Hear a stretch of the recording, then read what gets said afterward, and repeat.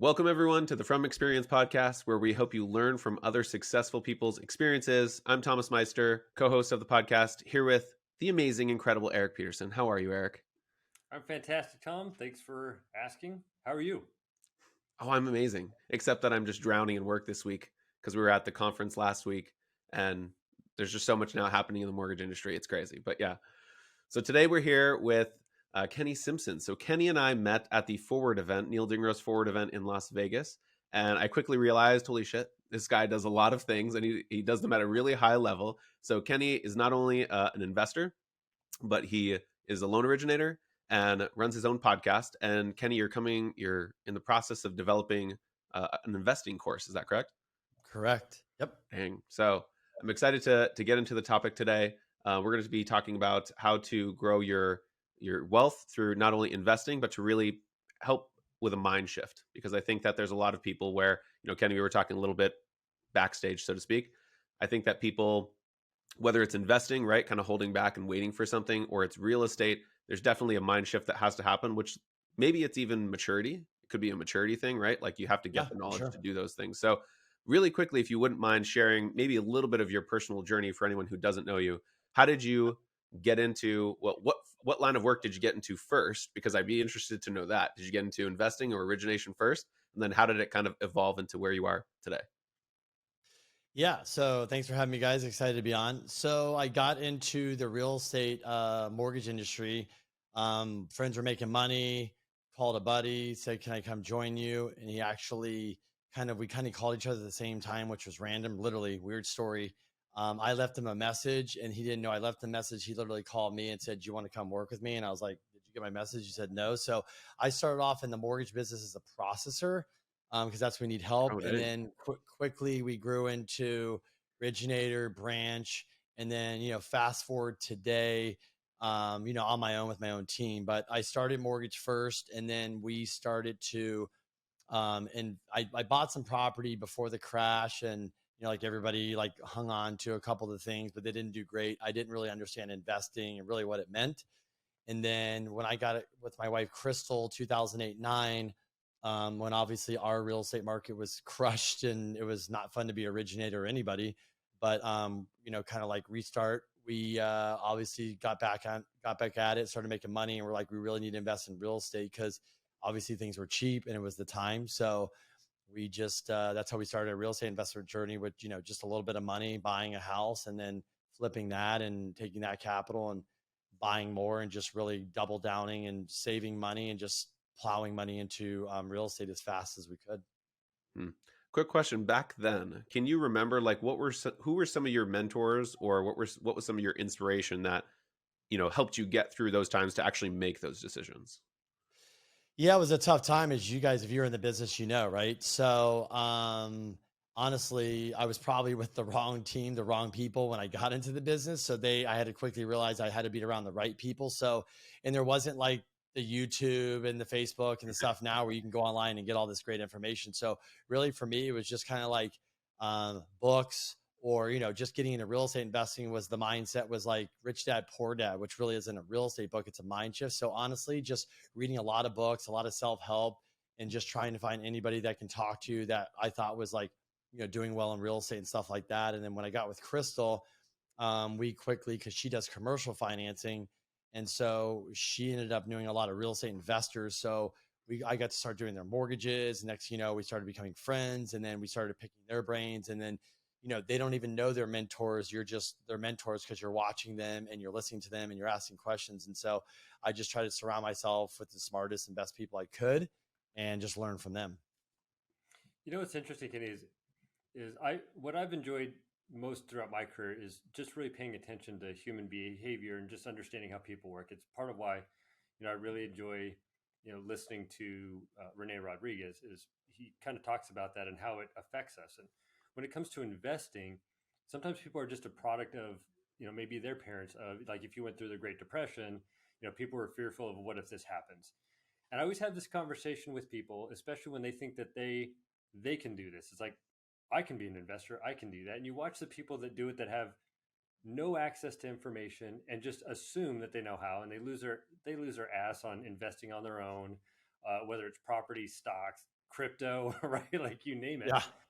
And so, but the other part of it is that I love talking to people about, when we're born and we don't know anything, we still are born with two fears: the fear of falling and the fear of loud noises, which is kind of crazy. It directly correlates to just these innate senses that we have. But as humans, through self-preservation, what's well, what I find interesting is that we typically, no matter what we're faced with, instead of, like Ryan says all the time, instead of saying, "What if this happens?" He goes, "Why don't? Well, what if the other happens?" Right? The brighter side. But we Mhm. typically go to the, "What if it doesn't work out? What if I lose all this money? What if? What if? What if?" But just like a Monday morning quarterback, we're also the people who go, "Man, I wish I would have held on to this, or I wish I would have done that." Right? So my point is, long story short, is that how do you help somebody realize that, with the risk of investing, but why there's specific times you should do it, why it seems like most people are interested one way, like how do you kind of walk them through feeling comfortable with the risk for that long-term reward? Yeah, great question. So, I actually put a video out on, I think it's Instagram yesterday, day before, and depending on the age or whatever, because, I get a lot of people, that are in their 20s or whatever and say, "Hey, Kenny, I've got 25, $50,000 and I want to invest. What would you invest in?" And I say, the 6 inches between your ears, it's called yourself and your brain. And so I would get into masterminds, programs and stuff and get around the right people that are making the right moves, because when you get around a lot of people and you get around the right conversation, it's very easy to go from A to B quickly. And if you're just sitting around your parents or people that aren't doing anything and you're listening to them, it could be negative, or you shouldn't do that or this because they've never had success. That's the one thing, is first is make sure you're in the right rooms around the right people. It literally will change your mindset and change everything. But when you get past that, if somebody's still cautious about investing, it really comes down to, like we talked about earlier, is being educated, right? And so that's why the courses are being around the right people. So a lot of people that just jump out and go buy a property or do something, because I hear people go, Kenny, I just want to buy an investment property because I just want to own one. And I go, well, that's not a plan. So when I get on a conversation, I talk to somebody about buying an investment property, I had the same conversation. I said, "Hey, right off the bat, I go, hey, I just got a question for you. Why do you want to buy an investment property?" They're like, "What?" I'm like, "If you can't even answer why you're going to buy it, like you should probably, like, we can have a conversation, but you, even before we get pre-approved, you need to go back and have a conversation with yourself or your wife or your partners and figure out, why are we doing this? Because if you don't understand the why, and then there's a game plan and stuff, you're like you just said, you're kind of just throwing shit against the wall to see if it sticks. And a lot of times it doesn't, because you didn't do the work and homework up front to make an executive decision and execute on it. Right. So really, Hmm. that's, to me, that's what I've learned is get your why, get the game plan, and then execute. No, that's a great point, because I think so many people are just programmed because they don't have access to information, and sometimes when you don't, you make assumptions and you believe it to be truth. So when, it's really no different than people that, they're trying to work their way up the ladder. It's like they just have this perception of, this is my path. But when you ask them, like, well, why do you really want to do that? Well, that's just the path, Yeah. right? So I Yeah. totally get it. Totally makes sense. And I know this is going to be slightly off topic, but not quite, because I know you do a ton of different things, right? But of all the things that you're into, whether it's, investing or your podcast or origination or whatever, what, not not monetarily, but what brings you like the most joy that you actually do? Of all those things, if you could only do one, which one brings you the most joy?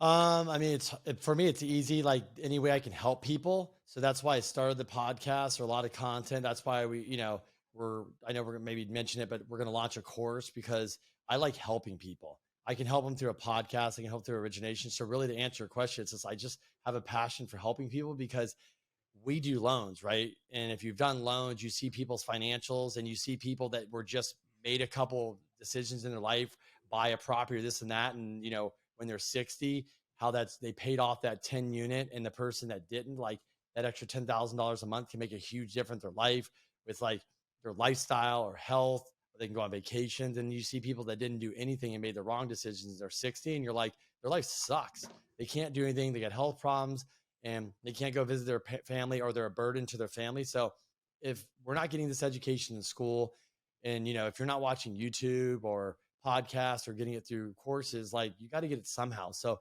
I'm kind of like, I know there's a 401k in the stock market and all that stuff. That's great. But there's also other channels where you can make money and build wealth and learn things too. So I just have a passion for, driving that into people and helping them because that's really what I love to do. That's awesome.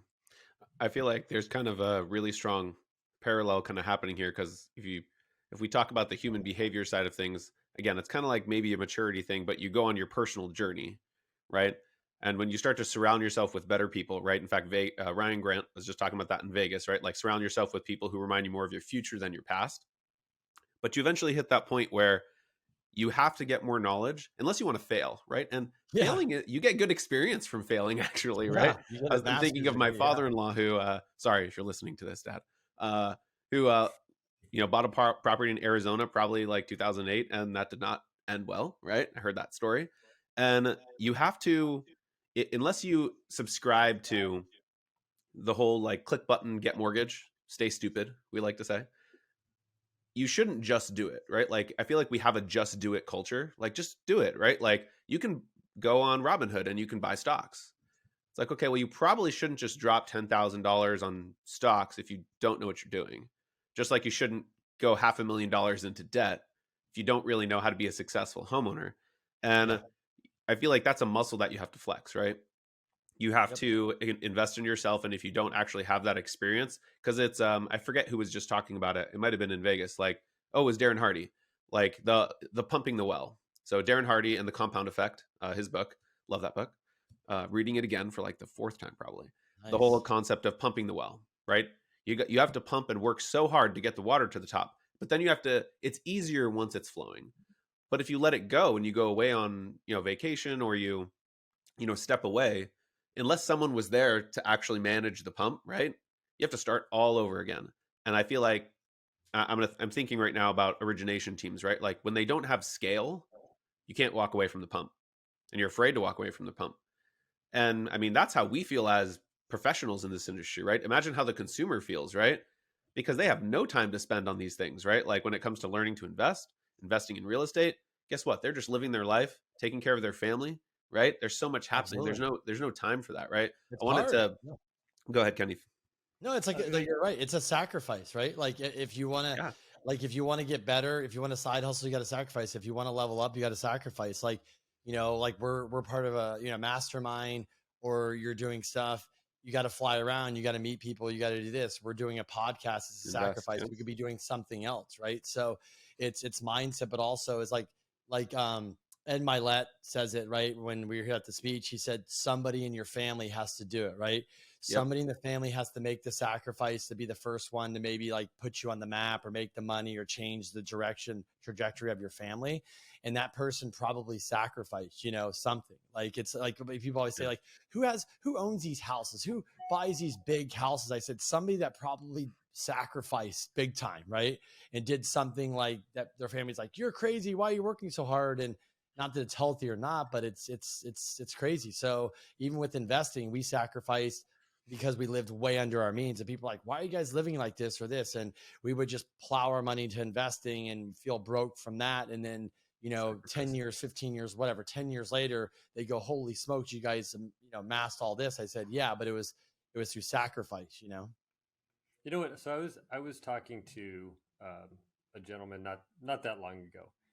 Really great guy, really great conversation.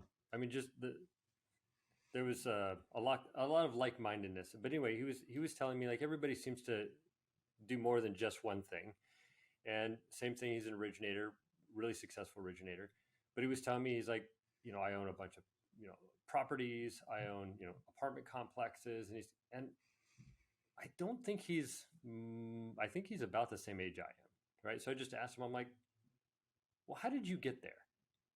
Because he was telling me how like he didn't graduate from college. I mean, he just went, was a high school graduate, and he's like, I was fortunate enough to meet people that were smarter than me, right? And I don't know if it's a self-conscious thing where people are afraid to say, hey, look, maybe there's somebody that knows what they're doing, or to ask for help or go seek it.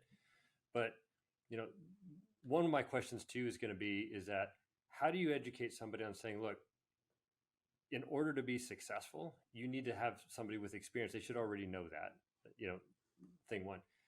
But thing two, I'm sure you get this often if you're helping people invest is how do you keep them calm when they freak out when bad things happen in the market to be able to say, this is a long-term project. People say it about 401ks, investment projects, you name it.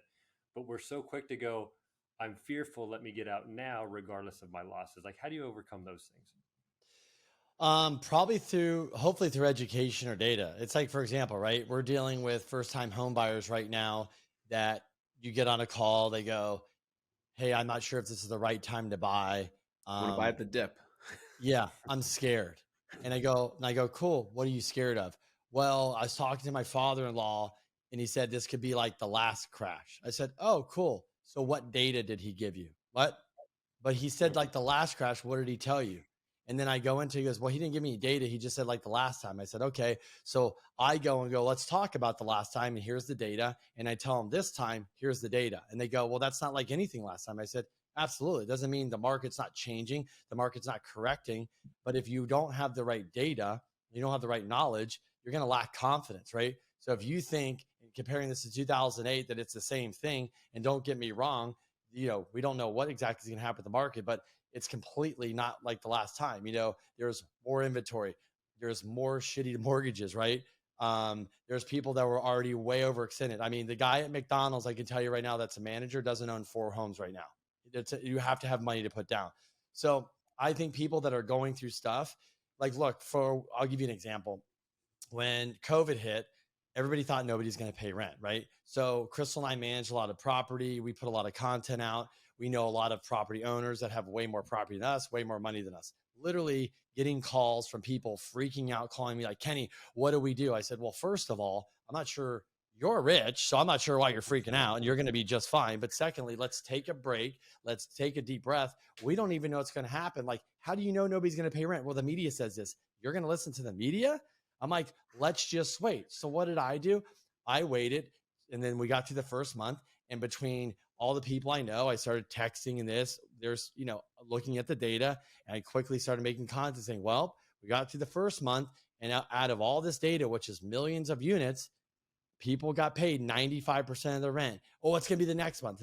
So really, to calm people down, whether they're new or it doesn't matter what size, the people that are really, really good that you watch that are calm and cool. And like, trust me, I'll probably lose my shit sometimes, just like you guys would, is they've been through it more. They have more experience. They have more knowledge and data, but all that experience equals like confidence. So you just have to exude that into clients or people and say, look, like, I've been here. Like, I have people call me, go, they bought a property, they have a terrible tenant, they're freaking out. I go, well, you're getting emotional. This is a business. Let's calm down. What's the problem? Okay, here's the 3 solutions. Well, I don't want to do that one. I understand you don't want to do it, but if you want to get rid of the problem, cash your keys, pay them to get out. Well, that's ridiculous. I know it's ridiculous, but we can eliminate a problem quickly, right? It's otherwise let it drag on and ruin your life. So I think it's just just having the knowledge, experience, and giving the confidence to people. That's what it is. And one of the things we did is we did a deep dive of what problem we solve in our business, the lending business. And I was like, I do loans. I go, that's not a problem you're solving. And we realized we solve the problem of insecurity. Somebody comes to me to get a loan. I don't know if I can get approved. I don't know if I should buy this house. Like, I don't understand anything, right? So we have to bring confidence, education, everything to make that person feel confident and not secure about what they're doing. That's awesome. You know what's interesting is one of the stories I share about people when it comes to investing. And by the way, I'm not great at it. I rely on people that are smarter than me to do it for me, right? But it was interesting as I remember. Obviously the crash of 0708, most people remember it, but I had these 2 neighbors that were, I'm not gonna say bragging about it, but they were talking about just walking away, right? Because it was upside down. And so I just had a conversation with them like, so it's worth less but what people are saying it's worth. I said, but have your circumstances changed? Are you making less money? Has your job been affected? That kind of thing.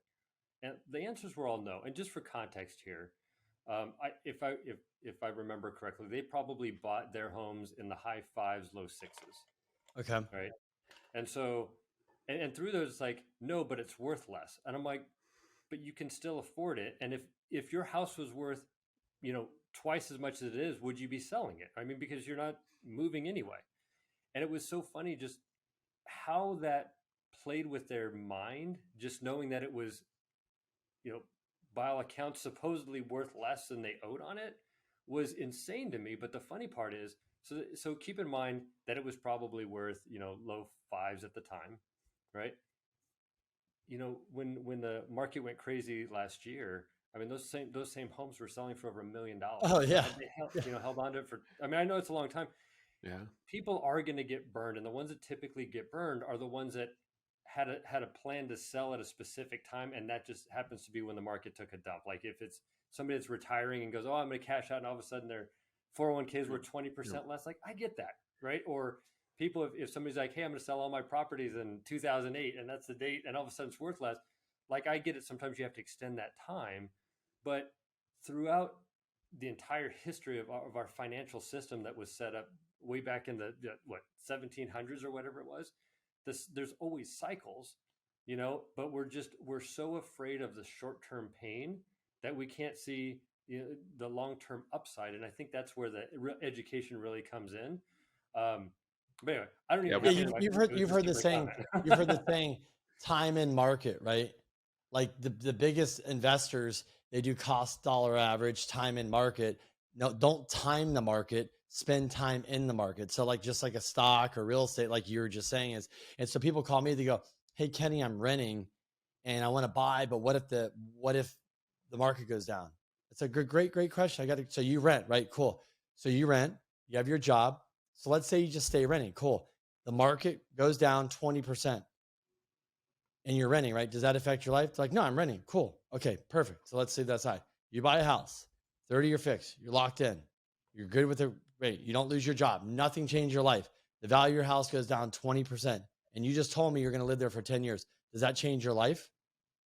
Well, I guess not. Yeah, you feel a little poor, but it doesn't change your life. So if you're renting and the market goes down or you're buying, it doesn't. It only changes your life if you have to sell that property at that particular time through death, divorce, something comes up. Like you just said, if you didn't sell it in 2008 and you held it and you lived there another 10, 12 years, like you said you would, your house is now worth $1 million. So I just think people like it's this perspective, but like you guys were talking before, we're just watching the herd mentality. Like people were literally willing to pay $200,000 more for $1 million house this time last year because the rates were lower, but now they're balking that it's $975,000 with the $12,000 seller credit, and they're like, that doesn't make any sense. I'm like, You know, because the herd is Yeah. telling No, you don't do that, right? it's So always shocking to me. I mean, I get it because we can't make decisions in retrospect, right? Like Bitcoin, right? Like the moment that you could have bought Bitcoin, yeah, that a lot of people probably thought that was a dumb idea. Like, what kind of information did you have at your fingertips that would have told you, like, I should buy Bitcoin right now, right? yeah, I probably didn't even know what Bitcoin was back then, right? Because that wasn't like, what's that term? Commonplace, right? Like a lot of people weren't even, it wasn't mainstream, right? yeah, A lot of people, I think, really struggle, this isn't taught, and I won't dive down the rabbit hole of I think our education system needs to be overhauled, but it should be. Like you need to separate the emotional from the tactical, right? And that that's something I feel like I'm getting much better at now. But you just basically exemplified that, Kenny, like how you coach your clients, because without even saying it, you're educating them by looking at the data. Because if you want to make a decision, go ahead, make whatever decision you want, but just do it with some data, right? You could apply that to pretty much any area of your life. If you're going to make a decision, get some data to back up your decision, and then go ahead, make the decision, but at least you can do it confidently versus emotionally, right? Now, the yeah, obviously yeah. emotions are important, but it shouldn't rule the day. Like, and that's just, I think, really common where people make emotional decisions. the Yeah, crazy. and if you're buying your primary residence, I tell people like it's more emotional. You're going to live there, right? You're going to sleep there. You're going to hang out there. People come over, your family. And to me, it is a liability because you have to pay for it. It's not like you bought an apartment building and it pays you, right? And so I said it's a little bit more emotional, but long term, it could turn out to be a good investment. But I tell people, I think people just it's this herd mentality, and you're seeing it happen now. And then there's some people that are like, no. I think this is a good time to buy. I don't care. Rates are higher. I saw this house. I'm getting it $200,000 less from some crazy person or $100,000 less. And they're like, yeah, I'll just refi out when the rates drop. Well, how do you know the rates are going to drop? Oh, they're going to drop. Like, this is people like, I just know. I study the data. I watch people. I understand what's going on. I truly believe it's going to happen. They're confident in their decision. You don't even have to talk to them. They've already figured it out. They're like, I'm not going to buy in that craze of, I don't care if the rates are lower. That was crazy. That's crazy. This is not crazy now. That's how they look at it, right? Sure. It's all perspective. No, it's great. Yeah, and I love it. Typically, and this is why I think we all really enjoy quotes, is every once in a while when you can figure out how to deliver a message in a quick quote that just makes somebody completely change their, the thought process that they have. It's great. I'm gonna harken to the movie. I'm assuming everybody here's seen Maverick. No spoilers, right? Yeah. But there was that one point, and he's like, why didn't you anticipate this, right? When they could have make believe died, right? And he starts talking. He's like, an excuse that the family will accept. And all of a sudden, you just see that, just a quick mindset shift, right? I love stuff like that. But is there anything that you've come up with that's just clear, concise, just not necessarily a quote, but for anybody that has that fear based on herd mentality, to kind of just quickly snap them out of it and just bring it back to the path and the blueprint that you laid out for them? Well, I always tell people this. If you look at the smartest, wealthiest real estate investors, stock market investors, business investors of the world, they don't make their money in 2020 and 2021. They make their money in a down market. So if the smartest people around you are making big moves when everybody else is scared, so it's like Warren Buffett. When there's, when everybody's buying, I'm selling. When everybody's selling, I'm buying, right? Or whatever, whatever. Like, it's the opposite. So last, Warren Buffett set on $50 billion did not do anything in 19, 20, and 21. He's already deployed half of that, like, already. There's a reason why. He was just waiting for the hype and this, and he's waiting. So I think the simple thing is follow the smartest people that you can around you and listen to them, like, all the time, consistently. They're on podcasts, and you guys know this. They're out there, and they're like, a lot of them are consistently posting. Like Chamath, if you know, he is an All In podcast.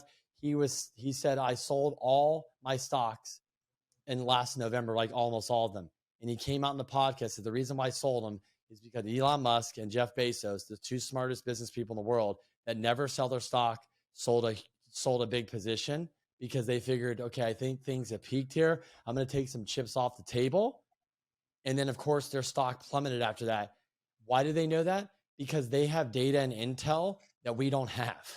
They have the access, the resources and stuff. So when you study smart people and you watch them over and over, and not what they say and what they do, like, I think we can learn a lot. So right now, a lot of my time is spent studying the smartest people that I can find, or getting in the right rooms and listening and seeing what they're doing. Am I going to follow every move they know? No. But you start realizing, man, he said that, he was right. Man, he said that, he was right. Man, he said that, he was right. You're like, where is this guy getting data from? To your point, I think that requires sacrifice. There's no silver bullet. There's no like, oh, I'm just gonna get rich quick, right? You're gonna continue to have to, invest the time. It's always funny because, in our space in mortgages, sometimes I'll be talking with a loan originator who's maybe a little bit more seasoned, right? Or somebody who just doesn't. They're like, oh, I don't want to learn this new thing, right? Like, or I don't want to do video, right? Like, I can't figure that out, and I just laugh because I'm like, wait, when did you decide to stop learning?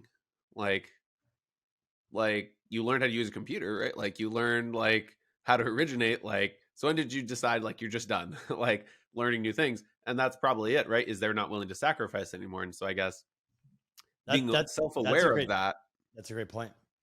Um, So oh, go ahead, this, Eric. I was gonna say, this is a little bit off topic too, but there was this guy that This is that the owns 3-minute warning, by the way.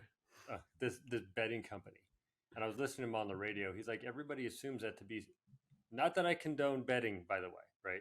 Just a little disclaimer. But he's like, most people assume that, you have to be really good at betting to be successful. And he's like, all you have to do is be right 51% of the time, right? And so, but when it comes to stocks, investing, whatever else, I just call that legalized gambling because it's funny. But for the most part, it's all the same, but there's a strategy to it. Once again, is to your point, it's having access to information. And look, how in the world can you sit there and go watch things that uh, Warren Buffett does and not go, hey, maybe I should do that, instead of going, you know what, I think he's wrong, I'm just going to sit right here. You could do it on a small scale, right? And this is pretty interesting because Thomas, you were saying about the education or keep learning. So I went to the 10X conference, the one Grant had in Miami, 35,000 people, right? Out of Mhm. all the speakers, one person said one sentence that to me was more impactful. It was his 7-year-old daughter or 8-year-old daughter at the time. She literally came out with the mic and she said, this is, I forgot the whole thing. And she says, look, I go to school every single day and I learn something new, right? And I can learn, learn, learn. Why is it that when we graduate school, graduate college, graduate high school, whatever, why do we stop learning every day? Why do we stop moving the needle? And literally the whole room was like silent, looking around, all staring at each other, like, yeah, like Because that who spoke to them. said you They're had like, oh shoot, she's talking to me. like yeah, and it was like the most impactful thing. And like who who said we should stop learning? And so many people, they get out of college or high school and they get a job and they literally stop improving themselves. They stop learning, whether it's investing and there's so much stuff out there at our fingertips. It's insane. Never before, never has it been this easy to learn about anything.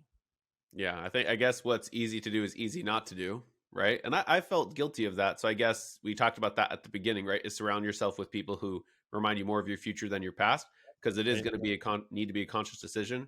You're going to have to make that sacrifice. So, Yep. well, cool. I want to make sure that we end this on time. Kenny, really appreciate you making the time to come on here. And anybody who listening, go check out the Get in the Cash Flow Game podcast with Kenny Simpson and Crystal. And really appreciate you coming out, Kenny. Eric, any final thoughts? This isn't really a thought, it's just a comment. It's something that blew my mind this morning. In case anybody didn't know, Amazon is spending $1 billion a year for the next 11 years for the rights to Thursday night football, NFL, right? And I want to put this in Oh, cool. context for everybody. There are only 15 Thursday night football games in a football season. So if you think about that, they're paying $67 million per game for the next 11 years. Those are two very successful companies. Just sharing. Oh, No, okay. again, yeah. I appreciate you guys having me on. Great conversation, and I don't know if we solved all the world's problems, but maybe we solved some.